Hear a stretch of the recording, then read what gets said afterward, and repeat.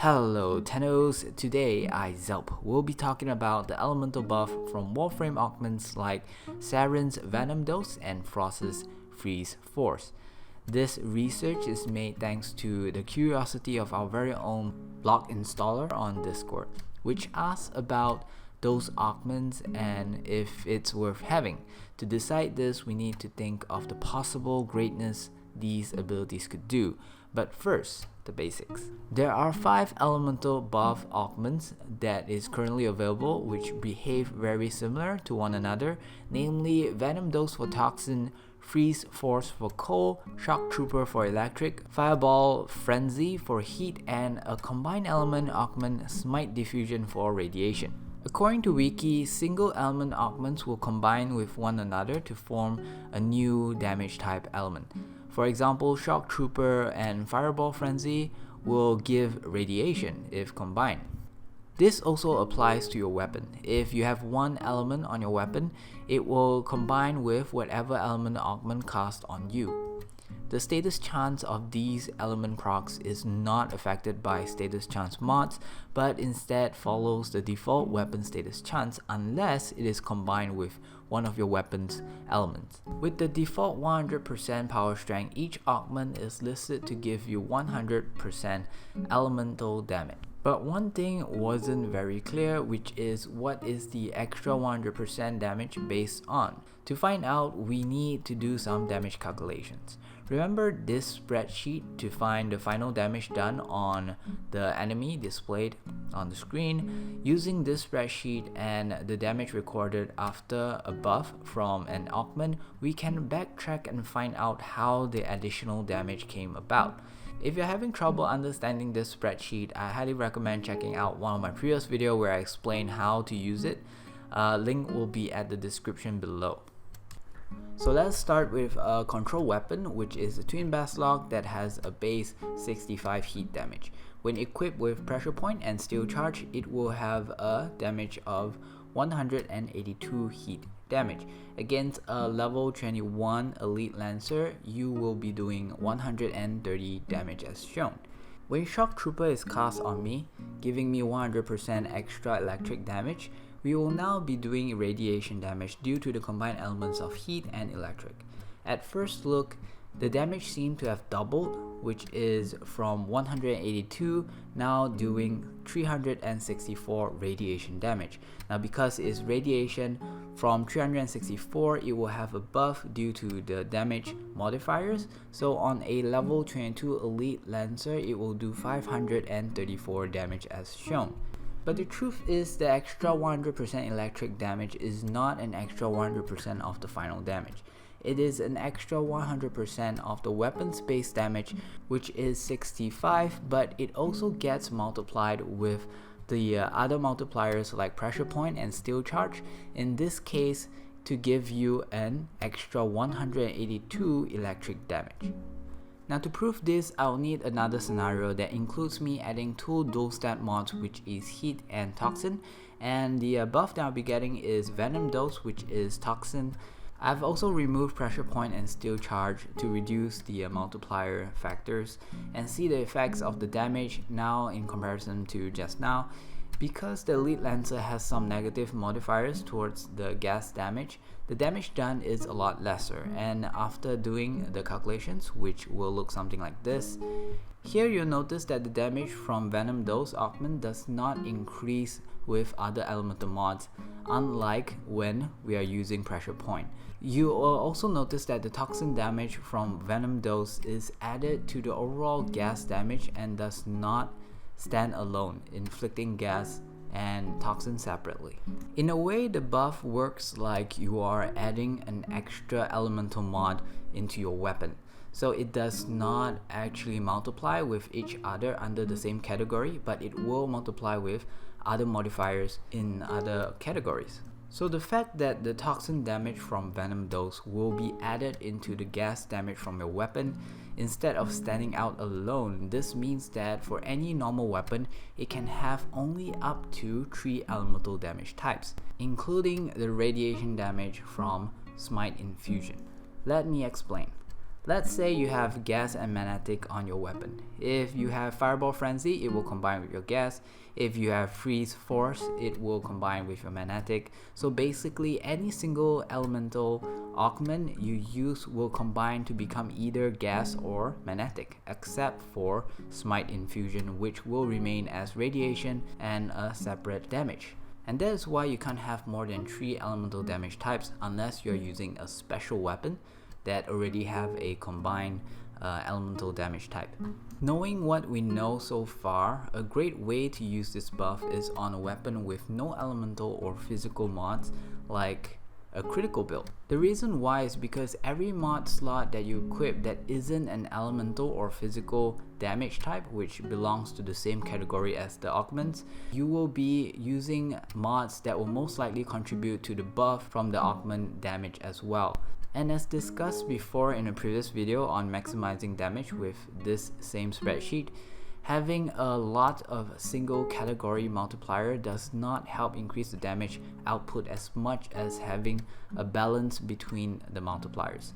Just a quick example, a damage based modding of a pistol weapon like the vaykor marelok with 3 90% elemental mods, 1 hornet strike, 2 multi-shot mods which are lethal torrent that gives fire rate and barrel diffusion, 1 gunslinger, and 1 anemic agility that gives a negative 15% damage. And let's say we also include pistol M aura, it will give you a damage rating of 21.26 thousand.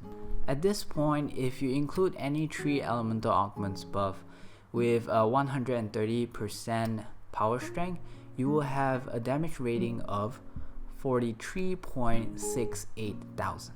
Now if you remove all of those 3 elemental pistol mods and focus on something like critical or critical chance, which includes hollow point, target cracker, and pistol gambit, by itself it does only 11.41 thousand damage rating, but with 3 elemental buff from the augments, this weapon will now do a damage rating of 55.93 thousand. This is not all. Power strength can be further increased and it will benefit this particular setup the most. For example, the max power strength can go beyond 349%. So let's just take 300% power strength here for testing. If the previous build were to gain 300% power strength in all elemental buff, it would have a total of 72.99 thousand damage rating.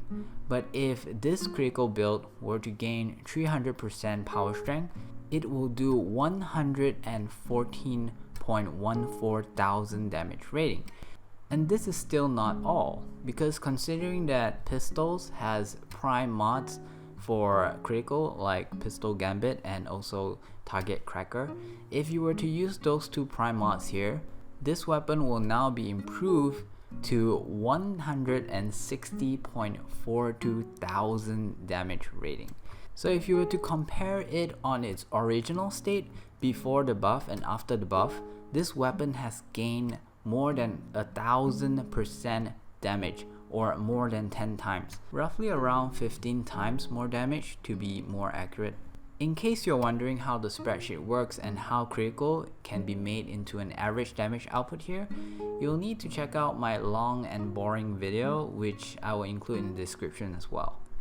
Remember that this spreadsheet does have some limitations because it is made for calculating Masa's peacemaker damage, so it does not take into account reload speed and also the magazine size, which is actually a huge factor as well. But you can still use this if you want to calculate things like damage per fire, in which all you have to do is neglect the category of fire rate or attack speed. When it comes to how the elements from these augments stack when 3 or more is being cast on the same target is actually very weird, and I'm not sure if we managed to get this part right. It would seem that after many different combinations of casting the elemental augment buff, the result shown is not affected by sequence. But there is a pattern, and we decided to fix rules to describe this pattern.